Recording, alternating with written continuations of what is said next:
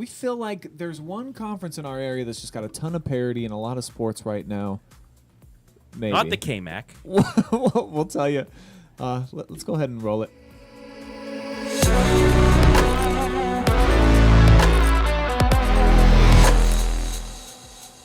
So we're calling this the Moac Report. All of the latest details, information. We're going to have some stats, some info for you guys about boys soccer, girls soccer. Heck, we're going to talk about the bands, football, of course, and then we'll have volleyball sprinkled in there as well.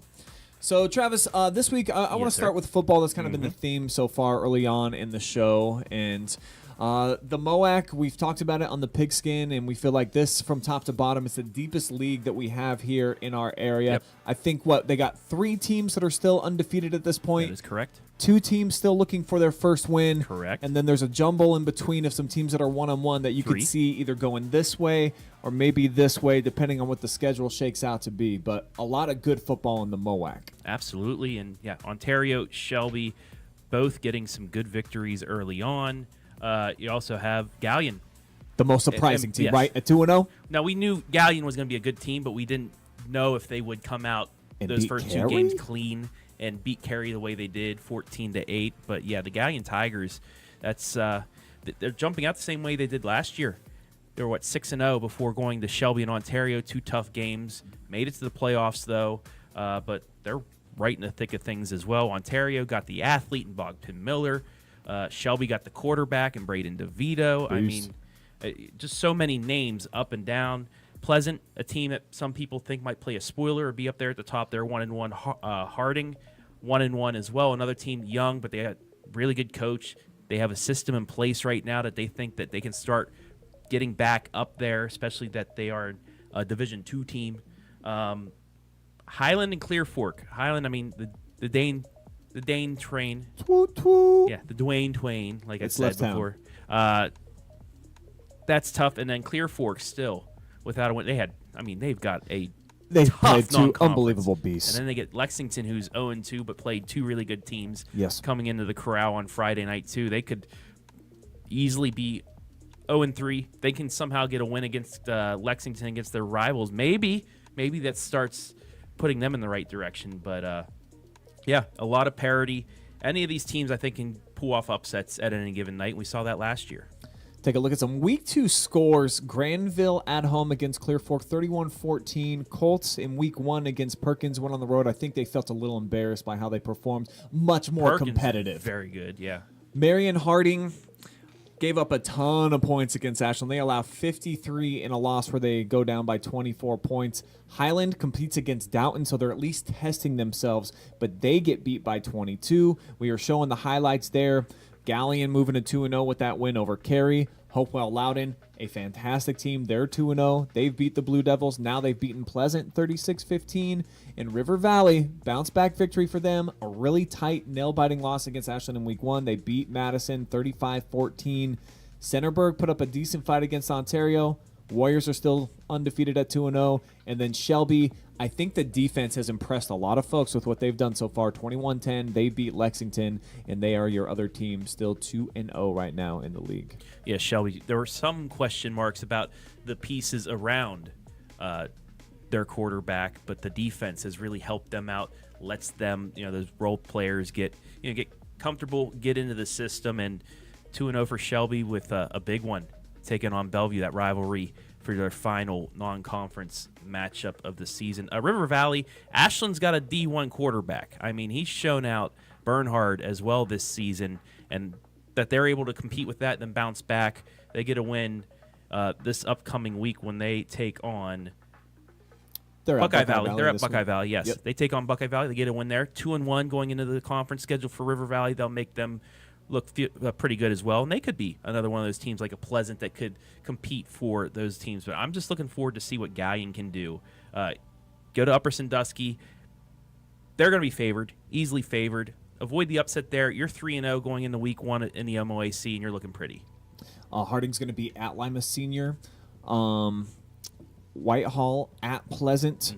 Ontario at Madison. So we could see multiple teams still being undefeated. If Shelby can take care of business against Bellevue, we could have 3 teams at 3-0 moving in to the conference portion of the season. All right, let's wrap up football now. And boys soccer, probably for the first time in program history, Travis, River Valley is sitting all alone as the top dogs right now. They stun Ontario, who was beyond Cloud9. They had not beat their rival in Lexington in a long time. It had been 11 matches.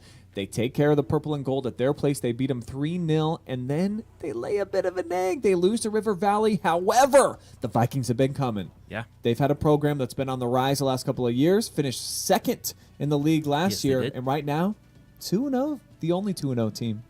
Yeah, so River Valley at the end of the year, Clear Fork just needed to beat River Valley. They would split the MOAC with Ontario, but what does River Valley do at home? Knocked off Clear Fork. Ontario, like you said, that's your typical trap match. You knock off Lexington, big emotional win for the Warriors, and then you go to River Valley, again, a tough place to play, and now the Vikings, I mean, it's their chance now. Clear Fork, can they take revenge from last year and make it possibly a 3-way tie, depending on what they do against Ontario? But now River Valley, I mean, good for them. They've shown that they just need to take that one little step to finally get at the top, and so far they have, and just Clear Fork stands in their way of possibly an outright championship. Colts are at Ontario tomorrow. That's obviously biggie. Later on in the week, River Valley is going to host Pleasant. We see Mansfield Senior coming to the Colt Corral also this week. So a couple big ones, some Richland County flavor over in the Valley this week. Could really determine, I think, what we're going to suspect to see from Clear Fork the rest of the season. It's been Ontario and Clear Fork since they've joined the MOAC, pretty much the top 2 dogs, and now all of a sudden these Vikings. So can they continue to row the ship in the right direction and get a bunch of wins? We'll look at the standings here and show you that they're the only team right now on top, just a 1 loss up to this point. And then how are we feeling about some of the other teams that are coming from out of Marion County? Pleasant, Harding, probably aren't going to be real strong by the end of the year. Galleon as well, they're still a newer program, and it takes a while to get that feeder system going. I don't anticipate that Highland's going to be in the mix by the end. So the real big question, Travis, that needs to be answered, are the Vikings for real, or will the Clear Forks of the world, will they have their way with them when they end up on the pitch? It's tough. It's going to be a tough one, but I don't know if River Valley is going to do the same thing Clear Fork did going into that match last year.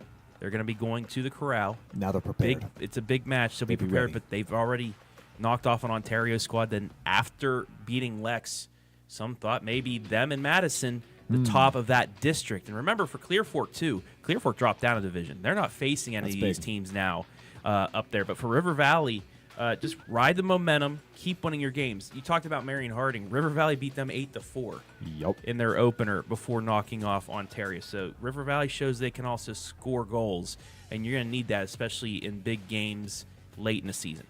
So boys soccer, we expect to be kind of a 3-pony race. Girls soccer, probably not going to be quite as competitive up near the top. And if history were to repeat itself like we've seen from the last 5 years in a row, we'll know exactly who the winner of the league is going to be on Wednesday. You can watch live and free. Ontario Lady Warriors will be coming over to the Colt Corral and putting their undefeated mark on the line against Mel Bluebaugh and a Lady Colt squad that's probably really hungry to come back out and perform at a high level after we saw them against Big Walnut on Saturday, and a big letdown for them, Travis. Yeah. How many times did they hit the post? Four. They just could not find the back of the net. Meanwhile, the opponent, they put together like 4 or 5 opportunities. It was 3. And their goal and their 2 corners. That was it. There were 14 saves, 10 by the goalie, 4 by the post, 3 on the left post, 1 the crossbar that we showed a screenshot of that for about 6 or 7 times during the match, that it hit it dead on. If that's an inch or 2 lower, it's a tie match. But Clear Fork, it's been tough for them. These matches where they have taken control, the Madison match to open the season and this one against Big Walnut, matches that if they can get wins, it helps them. Like the boys' side, they're down a division this year. So any of these victories against higher divisional squads, it just helps your seeding.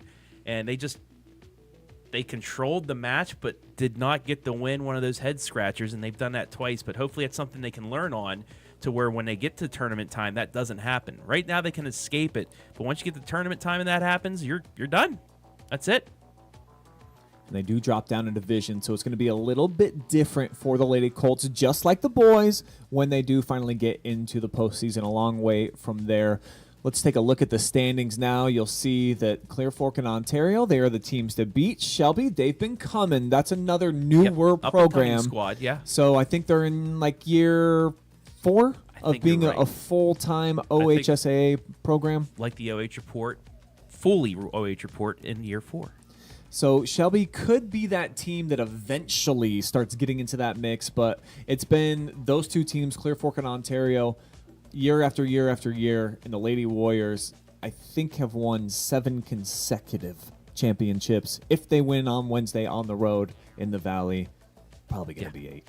But can they get over that bigger hurdle of a district championship? It's tough, especially, I mean, Larry Atkinson and his squad, all these coaches, Coach Bechtel at Clear Fork as well, schedule really, really tough non-conference opponents because the MOAC not there yet. That's not me trying to bash these other teams, but you have new teams, Galleon and Shelby coming up there, Harding, River Valley, Highland, teams that are known for their soccer teams, but they're just not quite to the play of some other conferences, so they have to schedule these tough non-conference out of conference schedules just so they can get prepared for a district tournament and possibly further. But is this the year for Larry to get back off the schneid, his squad, make it past a district level, maybe get to a regional? They're still going to see some other squads from around the area, but that's a bigger question as well after Wednesday that you got to be looking for. Yeah, but Wednesday is the big one. Tune in 7 p.m. Clear Fork hosting Ontario, de facto MOAC championship. I think that's okay to say, even though it's only going to be September the 4th. That's how history has been so far. Lady Warriors, though, loaded with talent. Love what we see from Clear Fork as well. Just got to be able to find the back of the net. Lastly, we've got volleyball. Absolutely. And some great competition in there. I do feel like there's a lot more parity for this than perhaps any other sport, with the exception of football. So River Valley, Clear Fork seems like they're a little down right now. However, up at the top, I don't know that Highland and Shelby have really separated themselves to an elite status where you feel like they're that much better than Ontario, Pleasant. You can throw Galleon in there. They've had a successful program. So by the end of the season, even though when we show you these standings, you'll be like, oh, well, Highland's up near the top. Pleasant's just got the 1 loss, and then Shelby 2. I don't know that they are head and shoulders above of everybody. I think that this really is about 6 different teams can all interchange, knock each other off on any given night. And I'm throwing Olivia Davis's Harding squad in there too. They've just got some awesome athletes. So this is going to be a really fun league to keep an eye on. And we start finding out some things here in the next couple of weeks when these squads start playing each other. Highland and Shelby, I don't think they play until the end of the month for the first time. And their games aren't like back-to-back days. I feel like those are split up. They played on the 29th. They've already played. And then Highland beat Shelby. Highland 26, 24, 25, 21, 25, 22. And then they play again until the end of September. Yes. And Highland, Galleon at Highland tomorrow.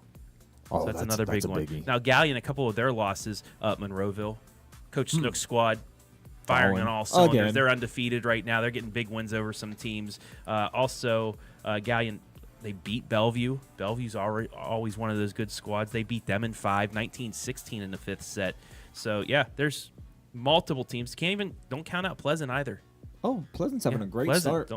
Pleasant, like you said, Harding, Highland, Highland's always a perennial power, but this year they might be a little bit back down towards the pack. I'm not saying down, but back down towards the pack because I think the MOAC is getting better top to bottom in the conference. Even Clear Fork and River Valley are more competitive this season than they have been in the past. Let's check out the standings here in the MOAC for volleyball. And Highland, where they've been for many years, and since joining the MOAC, they've kind of had the run of play. Shelby's been right on the cusp too and has not been able to break through and get one of those champions because the likes of Galleon, Pleasant, the 6-1 record, only one loss, but that coming in the Moac so far. So this is going to be an incredibly fun race as it starts to unwind here. By the end of September, I expect that we're still going to be in a position where there's about 4 or 5 teams that got a legitimate shot at making a case to be the champion. Pleasant at Highland on August 22nd. Highland won 25-17, 25-13. Pleasant took the third set 25-22 and 25-20. So another closely contested match there that you and I, we've called enough volleyball where it looks like, like a 25-17 score. It's 17-17 and one mistake just gets another side on the roll, or one ball it's just out, things like that. It's a game of inches, but it rolls a little bit harder on the volleyball side where one mistake turns into 3 or 4 points when in another sport it might not. So that is your MOAC report here on the Always Report video podcast, and looking forward to keeping an eye on that league as it continues to unfold.